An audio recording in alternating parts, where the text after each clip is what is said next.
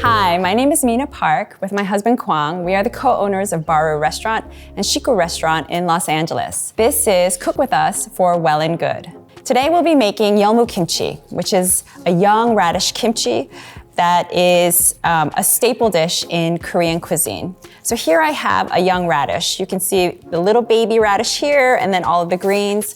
And the kimchi is made with the entire plant. This is a very refreshing dish that is actually traditionally made in the summertime, but these days you can find yeolmu throughout the year in Korea. And so in my family, we have yeolmu kimchi all year round. So the first step that you should do beforehand is salt the young radish greens. So here I have about 400 grams of the yeolmu, so the young radish. It really has like a tiny little baby radish and then a lot of fresh greens. So if you have radish greens that you've saved from your own vegetables, you can also try it with this, but if you can find this young radish, I would definitely recommend it. So about 400 grams.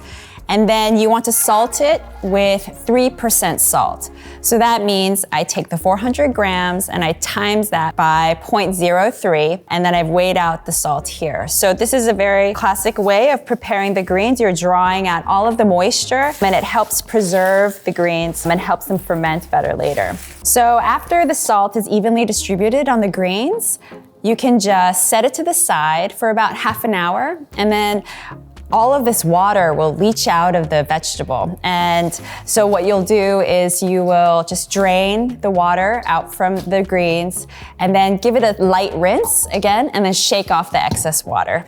And that will be the first step for your kimchi. So the radish greens have been sitting for about half an hour and you can see they've wilted quite a lot. The water has leached out from the greens and I've actually already rinsed it. So rinsed the salt off the greens very lightly and drained it. So actually for this, we're just gonna put it straight into the jar that we're using. So I like to put kimchi in glass jars or ceramic jars. Metal doesn't really work, and then plastic I don't like because you're not sure what chemicals will come through the plastic. So we'll just put the greens in here for now, and this will be the jar that we're gonna ferment them in. So there are a few different steps to this recipe. The first was salting the radish greens, and then the second step is to make essentially a savory pear juice. So I have half of an Asian pear. Sometimes it's called a nashi pear. We call it a Korean pear, but I'm just gonna peel it, core it, and then just rough chop it and put it in the blender. I'm also gonna put some garlic cloves and a small knob of ginger in the blender and just whiz it up. You don't wanna make the pear juice too fine in the blender because we're gonna strain it afterwards. So just coring the pear, and then because it's going in the blender, just chop. Okay, and then I have 4 garlic cloves, and then some ginger. And then here I have a chinois, but you can also use a fine mesh strainer, or you can use a colander with a bit of cheesecloth, and that will sit for a while. Now, the third component of the kimchi is a dashi. So the dashi broth is made with what we call in Korean dashima. So this is the dried kelp. It's also known as kombu in Japanese. So I have a piece, a pretty large piece here. I'm heating up about 1.8 liters of water, and as you can see, this kelp has a nice white powdery film. This is where all the flavor comes from, the umami that we're looking for. So don't rinse the kelp. We'll just put it straight into the water. And then we're putting 2 dried shiitake mushrooms also. If you're not vegetarian, you can also add dried anchovies, just a few in here, but we're gonna make this more of a vegetarian dish. So we're gonna bring the water up to a boil, and when it boils, we'll take the seaweed out. If you leave it in, the broth gets bitter. Also, there's a little bit of a slimy texture that comes off of the kelp, so we'll take it out, and then we'll leave the shiitake mushrooms in the pot to boil for about 5 minutes. And then that's your dashi, that's it. So you'll make that, and then you'll let it cool down. boiling, so we'll take out the kombu or the dashima, and you can save this piece and you can eat it. You can, I like to slice it very thinly and dress it up with some soy sauce and sesame oil, a little bit of garlic and sesame seeds to make a nice little fresh salad. Or you can add it to rice, make a porridge, a lot of other things. So there's a little bit of foam that comes up at the top, so you need to skim that with a strainer, or if you don't have a strainer, you can just use a spoon. So we'll just let the shiitakes go for about 5 more minutes. So when the dashi is ready, you can take out the shiitake mushrooms, and of course you can eat them later. The next component is called chapsalpul in Korean. It translates maybe to like a sweet rice porridge or sweet rice paste. So I'm using sweet rice flour. You can also see it listed as glutinous rice flour. So we're gonna use this, and then we're gonna add 1 cup of the dashi. And I'll just pour it into a small pot here, and then the sweet rice flour, and you need to whisk it.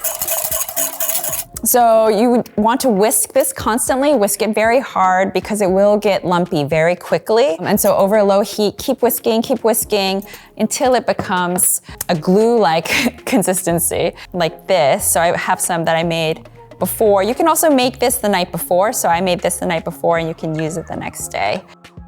So when all of your components are done, when your pear juice has drained off, and you can see there are just some solids left in the chinois, and then we have about, hopefully you'll have a 1/2 cup of pear juice that's nice and garlicky and gingery. We'll put this into the dashi, and we're just combining all of our components. And then we have our sweet rice porridge. The sweet rice porridge will use about 4 tablespoons of what you've made.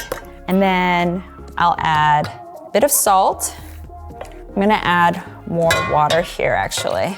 So you should have about 6.5 cups of dashi from this recipe, and then I'm adding 4 cups of water. And then some people use the gochugaru, the chili flakes, others don't. And because we're using the coarse chili flakes, actually, what we like to do is in a fine mesh strainer, we put the flakes into the strainer and then we dip it into the liquid. And when we dip it into the liquid, you get the color and the spice from the chili flakes, but you are saving the sort of larger particles in the strainer. And so you just have a very clean broth here. So all of the larger particles are still in here. You can save it. So we have a broth here. Actually, I have a finished product that we'll use today because you want everything to be cooled down.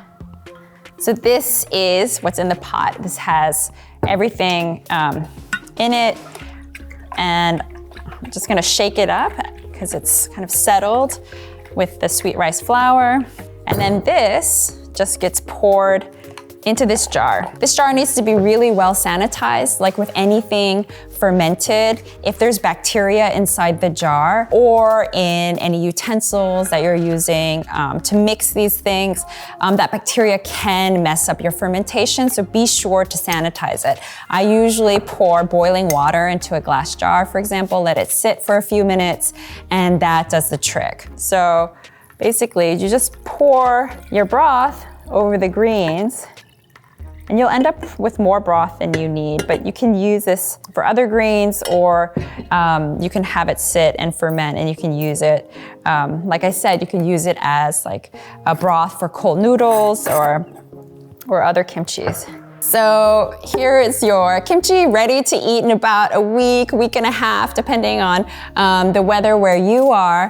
And we hope you enjoy it. So thank you so much for joining us. You can find the full recipe in the description below. And don't forget to subscribe for Well+Good. Thank you.